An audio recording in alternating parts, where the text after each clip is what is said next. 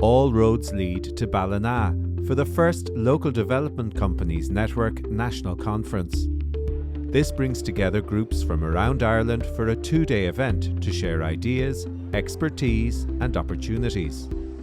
I hope that the people that attend the conference learn from many of the examples that are presented. There are some really good speakers who are going to give an insight into different challenges that are there at the moment in an evolving Ireland, changing Ireland, and hopefully it'll give them a greater insight in terms of the work that's been done on the ground by fantastic staff and local development companies across the country, and also in terms of the demands that are there and the challenges.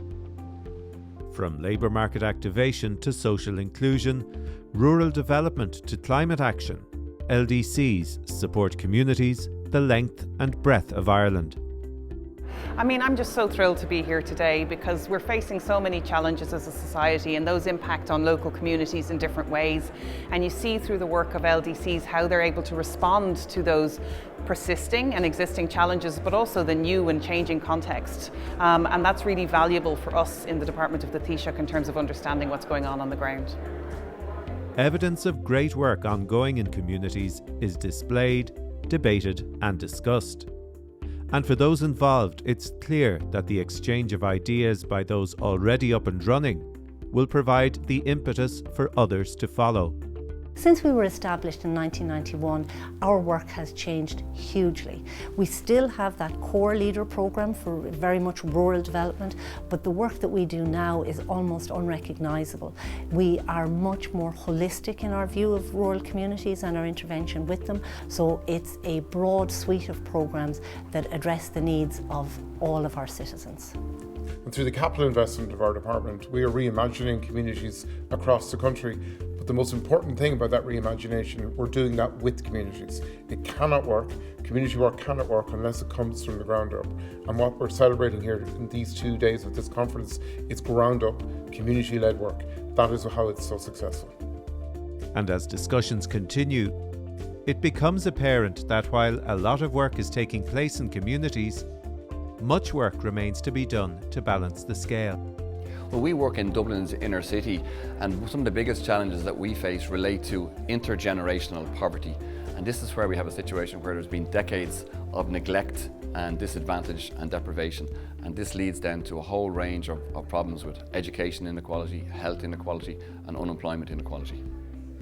And what of the demands of removing barriers to inclusion, relating to the many people who arrive in Ireland and building trust between them and the traditional local population? I think one of the main challenges to inclusion at the moment is the sense of isolation that a lot of people feel. I think sometimes there's a lack of place and reason to connect with each other. So one of the things the partnership company does, I hope, in Limerick is we work with our communities right across the city to find places and points of connection where they meet each other, build trust, build good relationships and a sense of connection to the city. It does take a village. In our case, it takes a community to live together, to work together, to improve people's lives, to make our country a more inclusive, a more accessible, and a safer and a better place. And that's the job we must keep working at. This conference represents many diverse and strongly held viewpoints. And it's clear that LDCN programmes have a significant role to play in an inclusive and progressive Ireland.